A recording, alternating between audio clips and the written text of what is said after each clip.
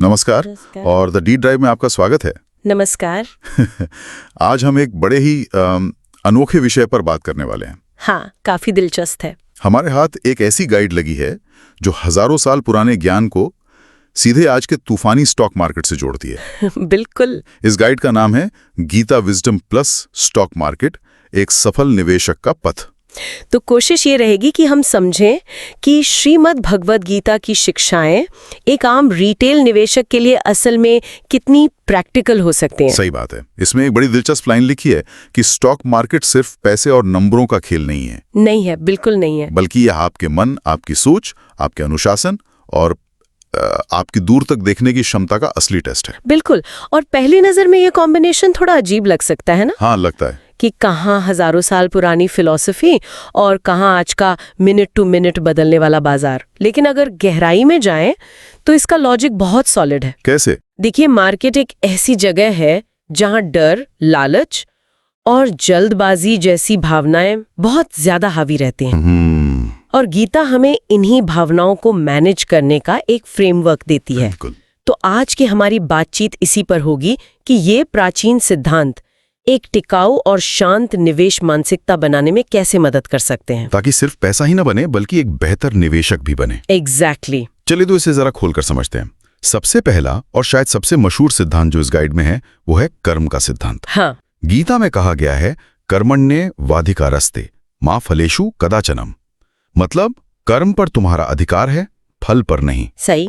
अब यहां मेरे मन में एक सवाल आता है, स्टॉक मार्केट तो पूरी तरह से नतीजों पर यानी प्रॉफिट और लॉस पर ही चलता है। बिल्कुल। एक निवेशक का तो मकसद ही फल कमाना है। तो वहां इस सिद्धांत को कैसे लागू किया जा सकता है? ये सबसे जरूरी सवाल है और यहीं पर लोग अक्सर गीता के इस उपदेश को गलत समझ लेते हैं। अच्छा। स्टॉक मार्केट के संदर्भ में कर्म का मतलब है आपका प्रोसेस, आपका काम। यानी अच्छी कंपनियां ढूंढना, उनकी ठीक से रिसर्च करना, ये समझना कि वो पैसा कैसे कमाती हैं, उनकी बैलेंस शीट देखना, जो एक तरह से कंपनी की हेल्थ रिपोर्ट होती है। और फिर अपनी रिसर्च के आधार पर एक निवेश रणनीति बनाना, ये सब आपका कर्म है। ठीक है। और फल की चिंता न करना का क्या मतलब हुआ फिर? फल की चिंता न करने का मतलब है कि हर घंटे अपने फोन पर पोर्टफोलियो को रिफ्रेश करके परेशान ना होना। जो सब करते हैं। हाँ, जो लगभग सब करते हैं। आज शेयर 2% ऊपर गया तो खुशी से उछलना और कल 3% नीचे गया तो घबराकर बेचने की सोचना। ये है फल से अटैचमेंट। जो निवेशक सिर्फ रोज के उतार चढ़ाव पर ध्यान देता है वो असल में अपने इमोशंस का गुलाम बन जाता है और जल्दबाजी में गलत फैसले लेता है। सही। इसीलिए गाइड का सार एकदम सही है। आप अपने प्रोसेस पर ध्यान दो, प्रॉफिट एक नतीजा है जो अपने आप आएगा की भूमिका आती है। अच्छा। शायद इसका एक प्रैक्टिकल तरीका ये हो सकता है कि आप खुद के लिए एक नियम बनाएं कि मैं अपना पोर्टफोलियो रोज नहीं बल्कि हफ्ते में सिर्फ एक बार देखूंगा। धीरे धीरे आदत डालनी पड़ेगी। हाँ, धीरे धीरे आदत बन जाती है और आप रोज की घबराहट से बच जाते हैं। सही बात है। यानी प्रोसेस पर टिके रहने के लिए इमोशनल कंट्रोल बहुत जरूरी है। बहुत ज्यादा। और शायद यही पर हमारा दूसरा सिद्धांत संभाव काम आता है। हाँ। गीता लाभ हानि सुख दुख में समान रहने यानी एक बैलेंस बनाए रखने की बात करती है। बाजार तो है ही उतार चढ़ाव का दूसरा नाम। ऐसे में संतुलन कैसे रखा जाए? यहाँ संभाव का सीधा मतलब है इमोशनल बैलेंस। एक निवेशक के जीवन में दो ही बड़े मौके आते हैं जहां उसका असली टेस्ट होता है। कौन से? पहला, जब मार्केट बुरी तरह गिरता है, जैसे 2008 या 2020 में हुआ था। हाँ, कोविड के टाइम पर। उस समय डर हावी हो जाता है, चारों तरफ से आवाजें आती हैं, सब बेच कर निकल जाओ, सब खत्म हो जाएगा। बिल्कुल। संभाव कहता है कि इस डर से जीतो। अगर आपने अपना कर्म यानी रिसर्च ठीक से की है तो यही गिरावट अच्छी कंपनियों को सस्ते में खरीदने का सुनहरा मौका होती है। अच्छा। और दूसरा मौका है जब मार्केट रॉकेट की तरह ऊपर जा रहा हो, हर तरफ तेजी हो, हर कोई पैसा बना रहा हो। Bull market. हाँ। तब लालच हावी होता है। लोग सोचते हैं अरे मैं पीछे न रह जाऊं, और बिना सोचे समझे किसी भी चलते हुए शेयर में पैसा लगा देते हैं। यहाँ संभाव सिखाता है कि इस लालच में बहकना नहीं है, अपनी रणनीति पर टिके रहना है। जो निवेशक गिरावट के डर और तेजी के लालच इन दोनों को साध लेता है, बड़ी लंबी दौड़ का घोड़ा बनता है। बिल्कुल। लेकिन एक सवाल है, क्या थोड़ा सा डर होना जरूरी नहीं है? कहीं ऐसा ना हो कि संभाव के चक्कर में हम लापरवाह हो जाएं और नुकसान होने पर भी हमें कोई फर्क ही ना पड़े? बहुत अच्छा पॉइंट है ये।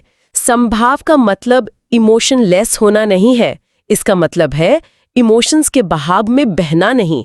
अच्छा, ये फर्क है। हाँ, डर अच्छा है अगर वो आपको ज्यादा रिसर्च करने और सावधान रहने के लिए प्रेरित करे, लेकिन डर बुरा है अगर वो आपको घबराहट में बेचने पर मजबूर कर दे। फर्क इस बात से पड़ता है कि आपके इमोशंस आपके मालिक हैं या आप उनके। इसीलिए गाइड कहती है emotional control equals successful investor. तो डर और लालच पर काबू पाना जरूरी है, लेकिन ये काबू आएगा कहाँ से? मुझे लगता है इसका जवाब हमें तीसरे सिद्धांत में मिलता है, ज्ञान। हाँ, ज्ञान का महत्व। गीता कहती है कि अज्ञान ही सबसे बड़ा दुश्मन है। निवेश की दुनिया में यह अज्ञान हमें किस किस शक्ल में मिलता है? निवेश में अज्ञान के कई चेहरे हैं और ये बहुत दिलचस्प है। सबसे आम चेहरा है टिप्स पर निवेश करना। वो हाँ, किसी दोस्त, रिश्तेदार या टीवी पे किसी ने कह दिया कि ये शेयर खरीद लो, रॉकेट बन जाएगा, और हमने बिना अपनी कोई रिसर्च किए पैसा लगा दिया। ये शुद्ध अज्ञान है। दूसरा रूप है बिना समझे फैंसी चीजों में हाथ डालना, जैसे फ्यूचर्स और ऑप्शंस। लोग उसमें ट्रेड करते हैं क्योंकि वो कूल लगता है। हाँ, लगता है कि बहुत प्रोफेशनल काम कर रहे हैं। एग्जैक्टली, लेकिन उन्हें पता नहीं होता कि उसमें कितना ज्यादा रिस्क है। और एक चीज जिसका जिक्र गाइड में है, फोमो, यानी फियर ऑफ मिसिंग आउट। ये तो आज के सोशल मीडिया के जमाने की सबसे बड़ी बीमारी लगती है। बिल्कुल, फोमो अज्ञान का सबसे खतरनाक रूप है। आप किसी और के प्रॉफिट का स्क्रीनशॉट देखते हैं और आपको लगता है कि आप जिंदगी की सबसे बड़ी ट्रेन मिस कर रहे हैं, और फिर आप कूद पड़ते हैं। और फिर आप जल्दबाजी में उस शेयर के सबसे ऊंचे भाव पर जाकर पैसा लगा देते हैं। ये सब अज्ञान की वजह से होता है। वहीं जब कोई ज्ञान के साथ निवेश करता है, कंपनी के बिजनेस को समझता है, उसके भविष्य के प्लान्स को देखता है, तो उसका आत्मविश्वास बढ़ता है और डर अपने आप कम हो जाता है। तो वो शोर से प्रभावित नहीं होता। जैसा कि गाइड में लिखा है, नॉलेज ही आपकी असली कैपिटल है। पैसा तो बाद में आता है, पहले ज्ञान आता है। यानी ज्ञान एक तरह का सुरक्षा कवच है जो आपको बाहरी शोर और अंदर के डर दोनों से बचाता है। बिल्कुल। अब ज्ञान तो आ गया, पर उसे लागू करने के लिए अनुशासन की जरूरत पड़ती है, और गाइड में इसे कर्म योग कहा गया है। ज्यादातर लोग तो योग का मतलब आसन या प्राणायाम ही समझते हैं। हाला, और गीता का योग इससे कहीं ज्यादा बड़ा कॉन्सेप्ट है। गीता में योग का एक मतलब है अपने काम को पूरी कुशलता और अनुशासन से करना। अच्छा, एक ही स्टॉक में अपनी कुल पूंजी का 15% से ज्यादा नहीं लगाऊंगी, या फिर मैं अपना नुकसान एक सीमा से ज्यादा नहीं बढ़ने दूंगा, और एक तय पॉइंट पर, जिसे स्टॉप लॉस कहते हैं, हाँ, स्टॉप लॉस, अपनी पोजीशन से निकल जाऊंगी। और एक बात जो गाइड में लिखी है वो है ओवर ट्रेडिंग से बचना। ये एक ऐसा जाल है जिसमें बहुत से नए निवेशक फंस जाते हैं। ये एक तरह का एक्शन बायस है। हमें लगता है कि हम जितना ज्यादा खरीद बिक्री करेंगे उतना ज्यादा पैसा बनेगा, जबकि असल में इसका उल्टा होता है। बिल्कुल। निवेश की दुनिया में अक्सर सबसे अच्छा काम होता है कुछ ना करना और बस शांति से बैठे रहना। ज्यादातर लोग रोज रोज ट्रेडिंग करके सिर्फ ब्रोकरेज और टैक्स में ही अपना पैसा गवा देते हैं। अनुशासन का मतलब है एक लॉन्ग टर्म विजन रखना और उस पे टिके रहना। इसीलिए गाइड का निष्कर्ष एकदम सटीक है, डिसिप्लिन से ही वेल्थ बनती है। ये बातें सुनने में जितनी सरल हैं, असल जिंदगी में इन पर टिके रहना बहुत मुश्किल है। उतना ही मुश्किल है, खासकर जब बाजार में हर तरफ इतना शोर हो। चलिए अब एक ऐसे सिद्धांत पर आते हैं जो शायद इन सब का बाप है, धैर्य। समय और धैर्य का मूल्य। गीता सिखाती है कि बीज बोते ही पेड़ नहीं उग जाता, हर चीज को फल देने में समय लगता है। लेकिन निवेश की दुनिया में तो हर कोई गेट रिच क्विक स्कीम ढूंढ रहा है, और यही सबसे बड़ी गलती और सबसे बड़ा विरोधाभास है। दौलत यानी वेल्थ कभी भी रातों रात नहीं बनती, कभी नहीं। ये हमेशा धीरे धीरे समय के साथ बनती है। इसका सबसे बड़ा उदाहरण है कंपाउंडिंग का सिद्धांत। हाँ, कंपाउंडिंग।